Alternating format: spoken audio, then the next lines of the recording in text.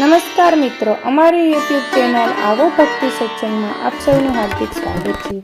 તો મિત્રો, આપણે આજના વિડીયોમાં ગરુડ પુરાણનો અધ્યાય 10મો દાહ અસ્થિ એકઠા કરવાનું નિરૂપણ વર્ણન તે સાંભળવાના છીએ।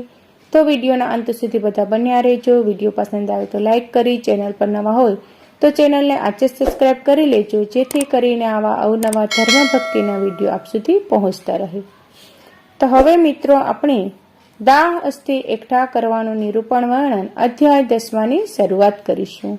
ઓમ નમો ભગવતે વાસુદેવાય નમઃ।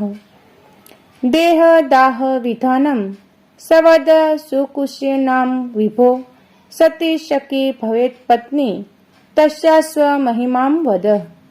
ગરુડજીએ ભગવાનને પૂછ્યું, હે કેશવ, પુણ્યવાનાનો શરીરને દાહ આપવાનો વિધાન મને જણાવો। એના દાહ સંસ્કાર કઈ વિધિથી કરાય છે તે જણાવો, તથા પતિવ્રતા સ્ત્રીનો મહિમા બતાવો। ત્યારે ભગવાન શ્રી હરિએ કહ્યું, હે ગરુડ, ઔધર્વદેહિક કર્મની તમામ વિધિ હું તમને સમજાવું છું, તે ધ્યાન આપીને સમજો। જે વિધિ કરવાથી પુત્ર કે પૌત્ર પિતૃઋણથી છુટકારો મેળવે છે। અતિશય દાન આપવાનું ફળ શું છે? માત્ર માતા પિતાના અગ્નિ સંસ્કાર, દશા શ્રાદ્ધાદિક કર્મ કરવાથી પુત્ર અગ્નિષ્ટોપ યજ્ઞ સમાન ફળને પામે છે। માતા કે પિતાના મરણ પછી શોકને દૂર કરીને તમામ પાપ દોષોની શાંતિ માટે સૌ ભાઈઓએ સાથે સ્નાન કરી ધોયેલા સ્વચ્છ કપડાં પહેરવા, ત્યાર પછી તાજું ચોખ્ખું પાણી લાવી મૃતકના શરીરને નવરાવવું, ત્યારબાદ ચંદનની માળા પહેરાવવી અને ગંગાજીને માટી શરીરે સોંપડવી, મૃતકને નવા વસ્ત્રોથી આસંદિત કરી પછી નામ તથા ગોત્રનું ઉચ્ચારણ કરીને મૃત્યુના સ્થાનમાં સબનું નામ લઈ દક્ષિણા સહિત પિંડનું દાન આપવું। એનાથી ત્યાંની ભૂમિ તથા અધિષ્ઠતા દેવ પ્રસન્ન થાય છે। પછી ઘરના દ્વાર પર પિંડદાન કરવું, જેનાથી ભૂતગણો માના દુર્ગત એટલે ગતિનો અવરોધ કરનારા હોય છે તે સંતુષ્ટ થાય છે। પછી ઘરમાંની પુત્ર વધુઓએ વગેરેએ તેની પ્રદક્ષિણા કરી તેનું પૂજન કરવું અને ત્યારબાદ અન્ય ભાઈઓ સાથે પુત્ર કાંધ આપવી, જે પોતાના પિતાને પોતાના ખભા પર મૂકીને સ્મશાન લઈ જાય છે। તે પુત્ર ડગલે ને પગલે અશ્વમેઘ યજ્ઞનું પુણ્ય પામે છે। પિતાએ સદાય ખભા પર, પીઠ પર અને ખોળામાં લઈને લાલન પાલન કર્યું હતું એ ભૂલવું ન જોઈએ।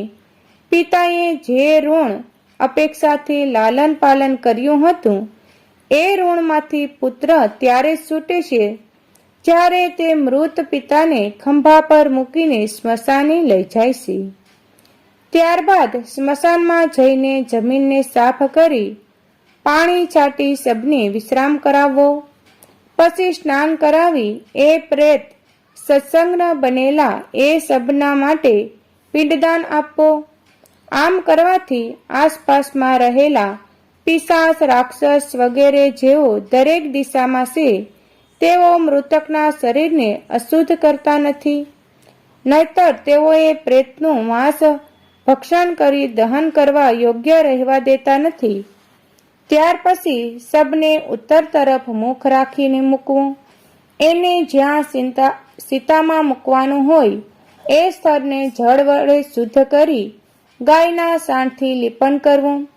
એ ઠેકાણેથી અનામિકા અને અંગૂઠા વડે થોડી માટી ઉપાડી જળ છાંટી પવિત્ર કરી પછી ત્યાં વિધિપૂર્વક અગ્નિસ્થાપન કરવું। એ સાથે પુષ્પ અને ચોખાથી પુણ્યાક્ષ તૈયારતા કવ્યાદ નામના અગ્નિદેવનું પૂજન કરી ઘીના લોભસ્ય સ્વાહા, તવગમસ્ય સ્વાહા, મંજમયસ્ય સ્વાહા આ પ્રકારના મંત્રનું ઉચ્ચારણ કરી વિધિપૂર્વક હોમ કરવો। ત્યાર પછી અગ્નિની પ્રાર્થના કરવી કે હે કવાયાદ, તમે સકળ પ્રાણી માત્રને ધારણ કરનારા છતાં સકળ જગતનું કારણ છો તથા સકળ જગતનું પાલન કરનારા છો. તેથી આ સાંસારિક જીવને સ્વર્ગમાં લઈ જાઓ, આ પ્રકારે પ્રાર્થના કરી સંદન, તુલસી, પીપળ અને ખાખરાના લાકડાથી સીતા બનાવવી. પછી એ સબને સીતા પર સુવડાવી એક પિંડ સીતા પર મૂકવો, બીજો પિંડ પ્રેત નામનો ઉચ્ચાર કરી તેના હાથમાં મૂકવો. આ પ્રમાણે 5 પિંડો આપવાથી સબ આહુતિ આપવા યોગ્ય ગણાય છે. જો આવું કરવામાં ન આવે તો પહેલા કહ્યા પ્રમાણે રાક્ષસો વગેરે વિઘ્ન ઊભું કરે છે અને કુળનો નાશ કરવા માટે પ્રવૃત્ત થાય છે. પ્રેત માટે 5 પિંડ આપીને હવન કરેલો અગ્નિ લઈને પુત્રે અગ્નિ આપવો. પંચક હોય તો દાહ ન આપવો. જે માણસ પંચકમાં મરે છે તે ગતિ પામતો નથી અને એવા દાહથી અન્યનું મરણ થાય છે. માટે પંચકમાં મરનારને વિધિ વિધાન કર્યા વિના દાહ આપવો નહીં. ધનિષ્ઠાથી શરૂ થઈને રેવતીના અંત સુધીના 5 નક્ષત્ર પંચક મનાય છે.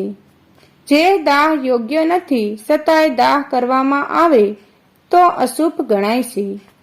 પૂર્વોક્ત 5 નક્ષત્રોમાં મરવાથી એ ઘરમાં હાનિ થાય છે અથવા એના પુત્ર કે ગોત્રવાળાઓને કંઈક વિઘ્ન આવે છે. જો આ નક્ષત્રોમાં દાહ આપવાનો જ હોય તો એ વિધિપૂર્વક કરવાનો. સર્વ દોષોને શાંતિ માટે એ દાહની એટલે કે અગ્નિ સંસ્કારની વિધિ હું તમને જણાવું છું. હે ગરુડ, દર્ભના 4 પૂતળા બનાવી અને એ નક્ષત્રોમાં મંત્રોથી અભિમંત્રિત કરીને સબની પાસે એ પૂતળા મૂકવા. પછી નક્ષત્રોના મંત્રોથી હોમ કરીને પ્રેત જયંત આ મંત્રથી પ્રેતનું નામ સંપુટ કરી હોમ કરવો.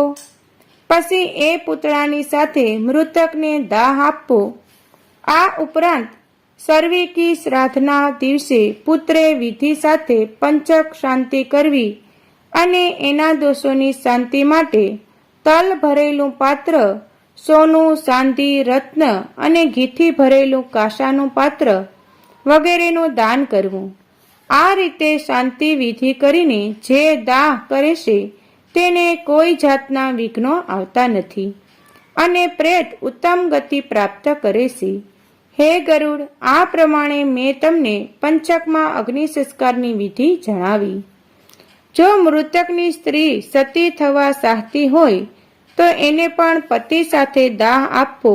એની આ પ્રમાણે વિધિ છે કે પતિના હિતમાં તત્પર તે પતિવ્રતા સ્ત્રી જ્યારે પતિની સાથે જવા માગે તો તેણે પ્રથમ સ્નાન કરી પછી કંકુનું તિલક, અંજન અને ઉત્તમ વસ્ત્ર આભૂષણને ધારણ કરીને બ્રાહ્મણ તથા કુટુંબીજનોને દાન કરવું. પછી ગુરુને વંદન કરી ઘરની બહાર નીકળીને અને ત્યાંથી ભગવાનના મંદિરમાં જઈને દેવને વંદન કરીને ભક્તિથી પ્રણામ કરવા. ત્યાં તમામ આ આભૂષણો સમર્પણ કરી એક શ્રીફળ લઈ શરમ, મોહ વગેરેનો ત્યાગ કરી સ્મશાન તરફ જવું. ત્યાં સૂર્યને નમસ્કાર કરીને તૈયાર કરવામાં આવેલી લાકડીની ચિતામાં ફૂલોની સેજ સમજીને એની પર ચડવું અને પછી પોતાના ખોળામાં પતિનું મસ્તક મૂકવું. પોતાની સાથે આવેલી સખીઓને નારિયેળ આપી સીતાને પ્રગટાવી આજ્ઞા આપવી. અગ્નિ પ્રગટે એટલે ગંગા સ્નાન થાય છે એમ પતિવ્રતાએ જાણવું. જો સ્ત્રી ગર્ભવતી હોય તો પતિની સાથે પોતાના શરીરનું દહન કરવું નહીં, પરંતુ બાળક થયા બાદ એનું લાલન પાલન કરવું. જે સ્ત્રી પતિની સાથે પોતાના શરીરને દાહ આપે છે ત્યારે અગ્નિ માત્ર એના શરીરના અંગોને સળગાવે છે પણ એના આત્માને પીડા આપતો નથી. જેમ અગ્નિમાં મુકાયેલી ધાતુઓ પીગળી જાય છે એમ અમૃત તુલ્ય અગ્નિથી સતી સ્ત્રી પોતાના પાપને સળગાવી દેશે.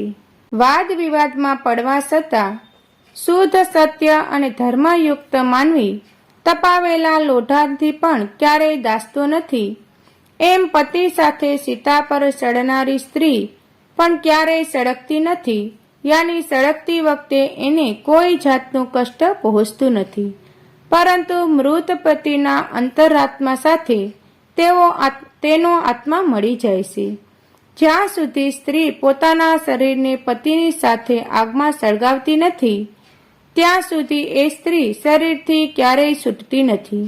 તેથી સર્વ પ્રકારે પ્રયાસ કરીને મન, વચન અને કર્મથી પોતાના પતિની સેવા કરવી અને પતિના મરણ પછી એની સાથે સતી થવું.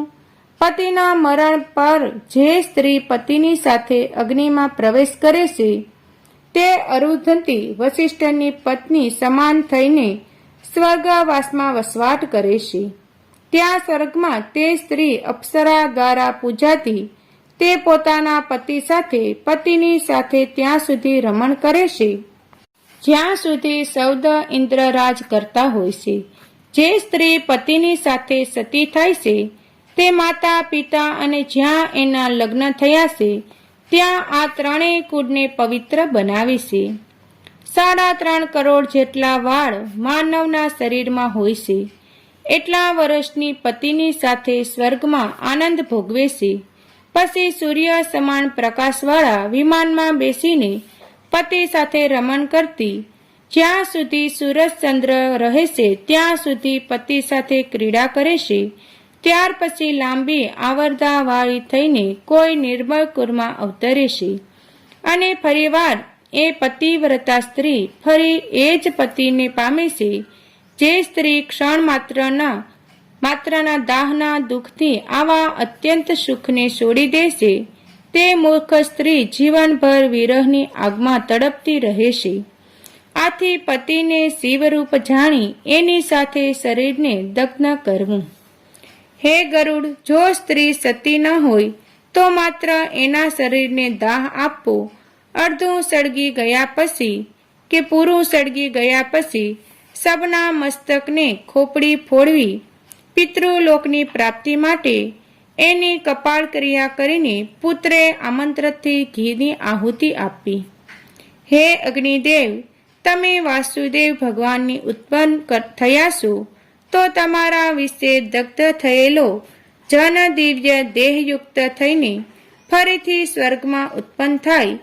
ત્યાર પછી સ્વર્ગલોકમાં તમારામાં અવિરૂપ થાય અને એનાથી તમો પ્રજ્વલિત થાવ.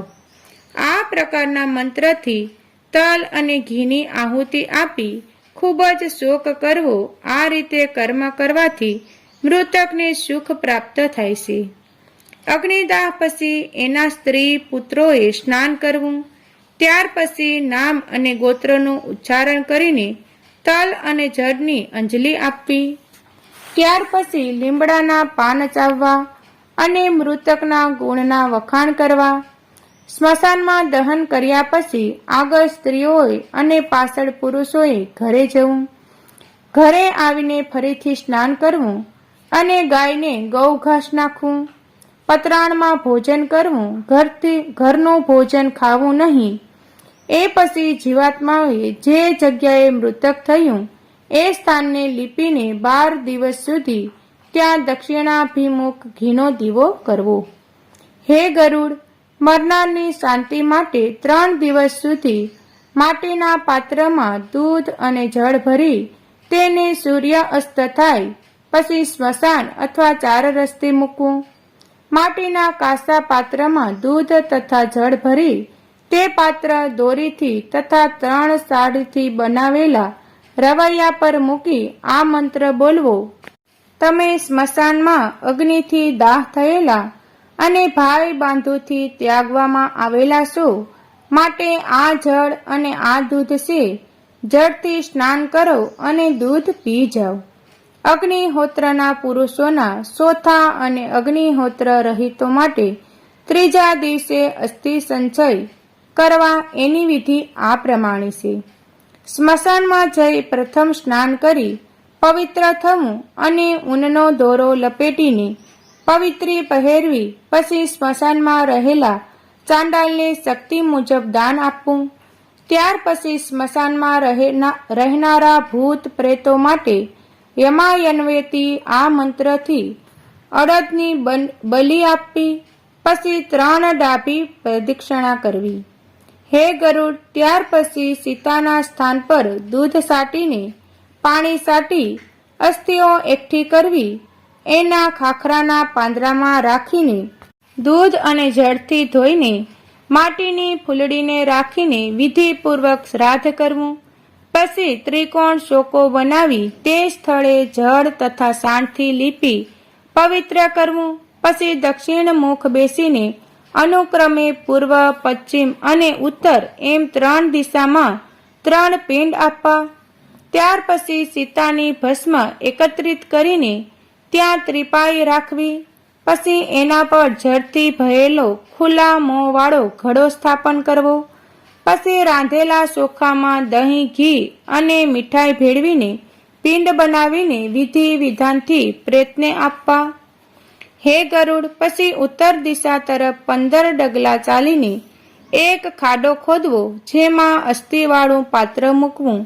પછી એના પર દહાતી નાશક નામનો પિંડ મૂકવો, જેનાથી પ્રેતને અગ્નિદાહથી થયેલી પીડાનું શમન થાય છે. ત્યાર પછી ખાડામાંથી બહાર કાઢીને જ્યાં જળાશય હોય ત્યાં લઈ જવા. એને દૂધ અને જળથી વારંવાર ધોઈને એના પર ચંદન કંકુ ચડાવતા. એ પછી સપૂટ કે થેલીમાં રાખીને હૃદય અને માથા પર સ્પર્શ કરાવવી. એની પ્રદક્ષિણા કરી ગંગા નદીમાં પધરાવવા. 10 દિવસની અંદર જેના અસ્થિઓ ગંગા નદીમાં પડે છે તે બ્રહ્મલોકમાંથી ક્યારેય પાછા આવતા નથી, યાની સદાય બ્રહ્મલોકમાં જ રહે છે. જેટલા વર્ષ આ હાડકાં ગંગાજીમાં રહે છે એટલા 1000 વર્ષ સુધી તે સ્વર્ગલોકમાં રહે છે અને આનંદ કરે છે. ગંગાજીની લહેરોના સ્પર્શ કરતો વાયુ જ્યારે મૃતકને સ્પર્શે છે ત્યારે એના સઘળા પાપો નાશ પામે છે. ભગીરથ પોતાના પૂર્વજોના ઉદ્ધાર માટે આકરી તપસ્યા કરી ગંગાજીની આરાધના કરી બ્રહ્મલોકમાંથી લાવ્યા હતા. ગંગાજીનો યશ 3 લોકમાં ખૂબ જ પ્રખ્યાત છે. ગંગાજીએ ભસ્મ થયેલા સગરના 60,000 પુત્રોને સ્પર્શ કરી સ્વર્ગ પહોંચાડ્યા હતા.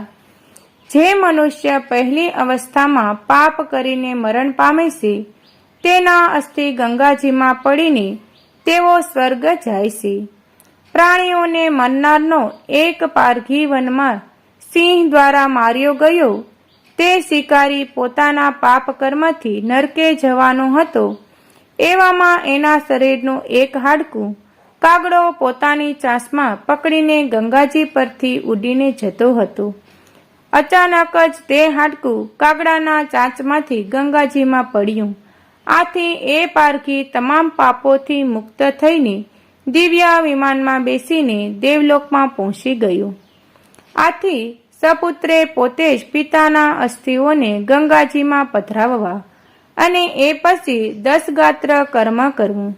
જો કોઈ વિદેશમાં મૃત્યુ પામ્યો હોય, વનમાં અથવા ચોરોમાં ભયથી મરણ પામ્યો હોય અને એનો મૃતદેહ જો ન મળતો હોય તો એના મરણના સમાચાર જાણી દર્ભનું પૂતળું બનાવી વિધિવત એને દાહ આપવો અને જે ભસ્મ હોય એને ગંગાજીમાં પધરાવવી અને 10 ગાત્રાદિ સિવાયના કર્મો કરવા અને જે દિવસે એના મોતના સમાચાર મળે તે તિથિને સર્વસ્તર શ્રાદ્ધમાં ગ્રહણ કરવી.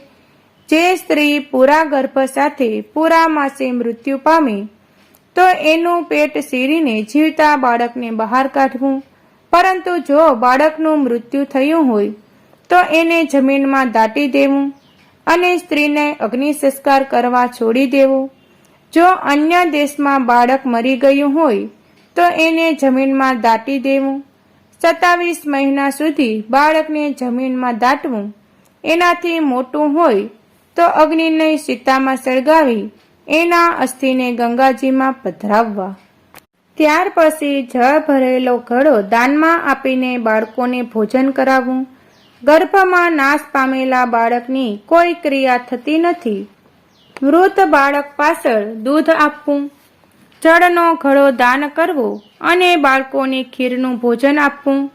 કુમાર અવસ્થામાં બાળક મૃત્યુ પામ્યું હોય તો તે કુમાર અવસ્થામાં વાળા બાળકોને ભોજન આપવું, પરંતુ 5 થી 16 વર્ષની વયે વચ્ચે બાળક મરી ગયું હોય તો તે બાળકો સહિત બ્રાહ્મણોને ભોજન કરાવવું.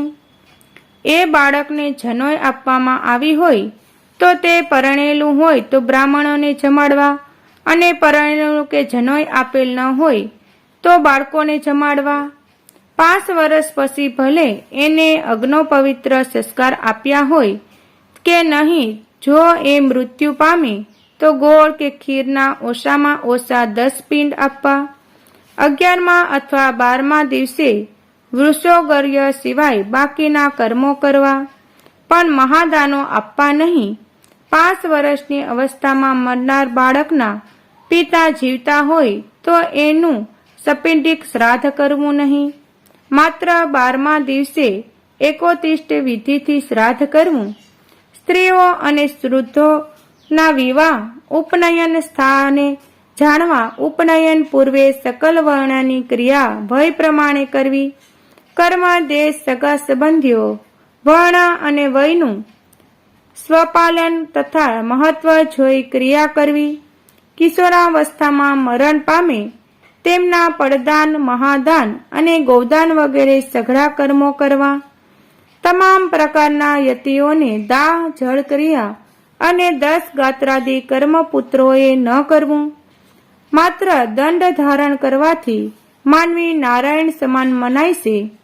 ત્રિદંડ ધારણ કરવાથી તેમનું પ્રેતત્વ સર્વથા નાશ પામે છે. પોતાના સ્વરૂપના અનુભવથી જ્ઞાની લોકો સદાય યુક્ત હોય છે. તેથી આ કારણ તેઓ પુત્રો તરફથી પિંડની ઈચ્છા રાખતા નથી. તેથી સંન્યાસીઓને પિંડદાન કે ઉદ્દન ક્રિયા ન કરવી, પરંતુ પિતૃભક્તિથી તીર્થ શ્રાદ્ધ અને ગયા શ્રાદ્ધ જરૂર કરવા. હે ગરુડ, હંસ, પરમહંસ, કુટીચક્ર, બહુદક એવા 4 પ્રકારના સંન્યાસીઓના મરણ પછી તેમની ભૂમિમાં દાટવા જોઈએ. જ્યાં ગંગા વગેરે નદીઓ ન હોય ત્યાંની ભૂમિમાં જ ભંડારવા, અને જ્યાં મહાનદીઓ હોય એના પાણીમાં સંન્યાસીઓને વહાવી દેવા. ઇતિ શ્રી ગરુડ પુરાણે ચારોદ્ધારે દાહ સ્થિતિ સંચય કર્મ નિરૂપણ નમે નામનો 10મો અધ્યાય સંપૂર્ણ. તો મિત્રો, આ વિડીયોમાં આપણે ગરુડ પુરાણનો અધ્યાય 10મો સાંભળ્યો. વિડીયો પસંદ આવ્યો તો લાઈક કરજો. હવે નવા વિડીયો સાથે મળીશું. ત્યાં સુધી સૌને જય સિયારામ, જય શ્રી કૃષ્ણ.